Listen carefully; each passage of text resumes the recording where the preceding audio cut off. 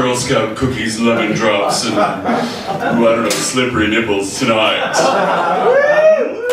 You changed your hair. Oh, thanks. I'm sorry, Robert, what? You changed your hair. I did. It's just, I'm still working on it. We'll get Fabulous. to it. Fabulous.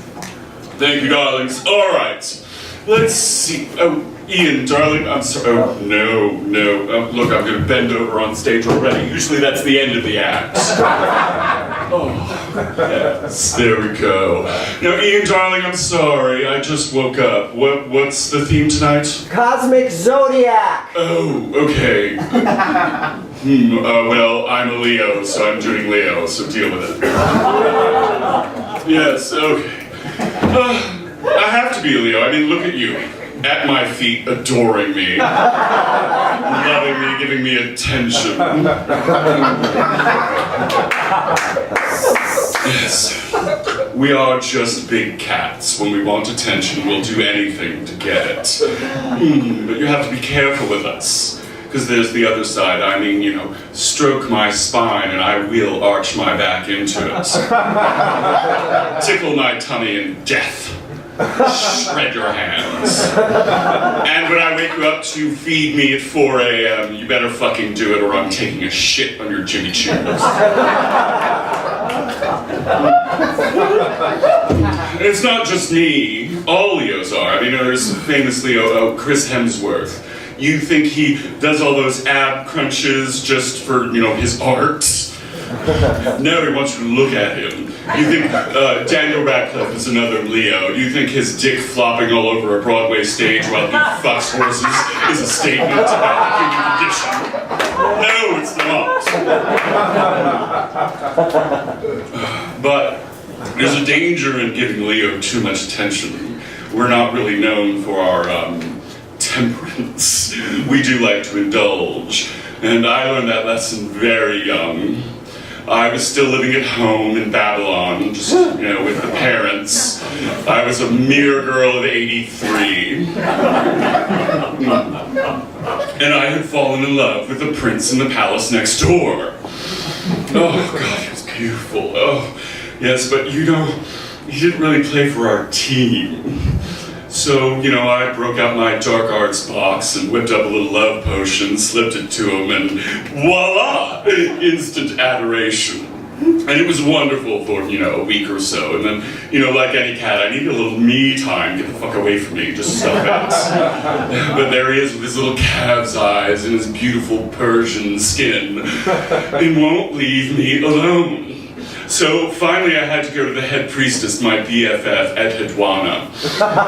And I laid out the whole story to her, and she just sat there and thought about it for a minute, and she just looked at me and said, "Girl, you're in trouble. You're in danger, girl." Yes, Whoopi should be giving her royalties, by the way.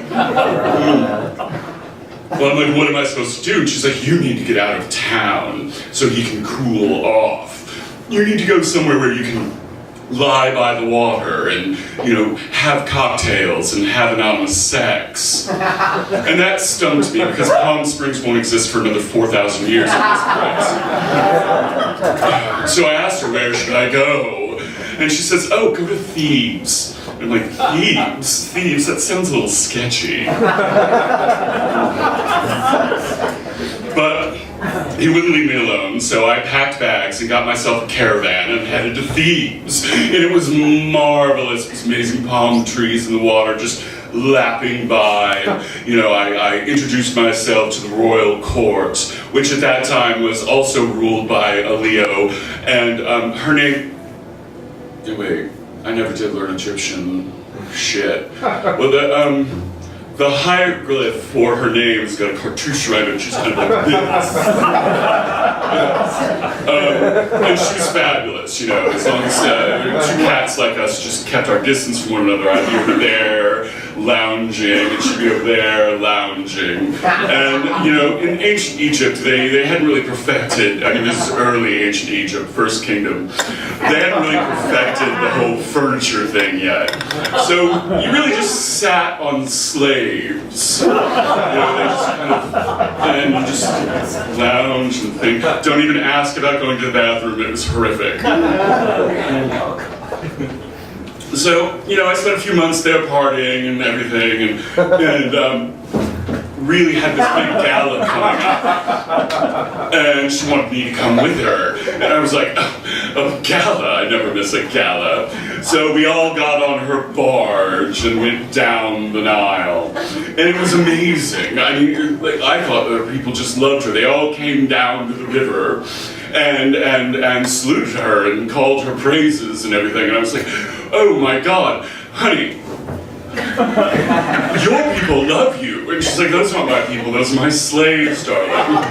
Yes, no, they're required to come down every time I pass by because their overseers won't feed them until they tell them what I'm wearing today.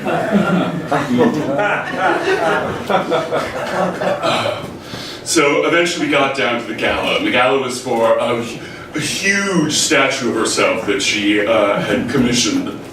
And it was marvelous up on this plateau above the Nile, and there it was. You could see it in the distance. It hadn't been unveiled yet, though. We had to do the step and repeat first. Oh, no. Yes, we had to do the step and repeat. And the really scary thing is, once again, the furniture problem in ancient Egypt.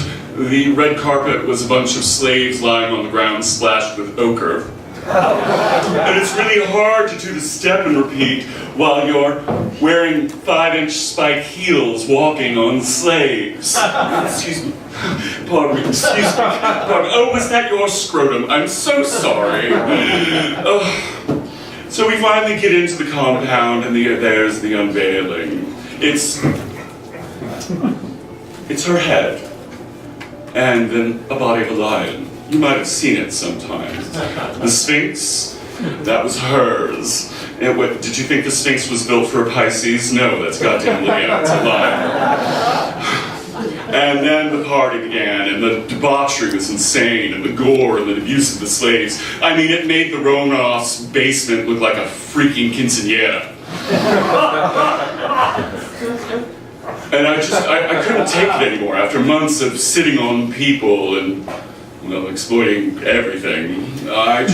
I did what I call, you know, a Phoenician exit from the party. I just kind of drifted away. And there I was, climbing over dune after dune, trying to figure out how I was going to get home. And there, outlined against the sky, is my prince next door. Like some Mediterranean Terminator that's found me at last.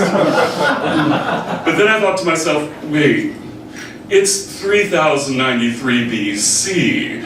His life expectancy is what, 5 minutes? I can put up with this for a couple months. I'll just go off with him. And I'm like, oh, Princey boy, come here. Take me home, take me home. So I guess the lesson is, give us attention when we cry for it, when we scream for it, but not too much, because then bad things happen. Now, thank you very much, and I'm about to go out into the bar and find a Scorpio to stick his tail in me.